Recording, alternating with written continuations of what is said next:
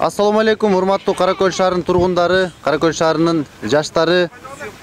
Менин атым Болотбек, фамилиям Дүйшүналиев. Мен номер 19 бир мандаттуу округтан жогорку кеңештин депутаттыгына ат салышкан жигитмин. Жашым 32-де, 2 билимим бар, үй бүлөлүүмүн. Урматтуу Каракөлдүктөр, Токтогул менен Каракөлдүн жүрөгү бир эле жерде соккон. Мен Каракөл шаарындагы бардык тургундарды, бардык жаштарды биримдикке чакырмакмын. Урматтуу Каракөлдүктөр, мына биз карапайым калктан сурулуп чыккан жигиттербиз. Биз бир дагы агитатор ала алган жокпуз.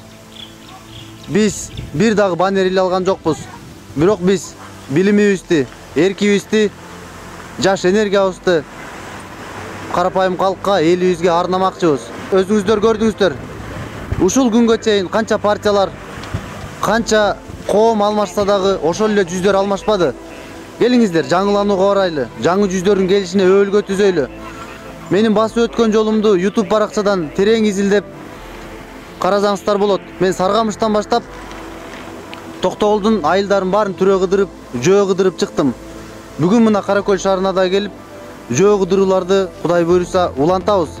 Эгерде мени көрүп калган, мени таанып калган инсандар болсо, бизге жардам кылып, YouTube баракчаларды көрүп, бөлүшүп, эгерде ыктыярчы, жаш, дымактуу, коомду өзгөртөм деген жаштар болсо, биз менен бирге өзгөрүштөргө, жөө жүрүштөргө чыкса болот. Сиздердин баарыңыздарды терең урматтап, Болотбек Дүйшүналиев Согушбекович.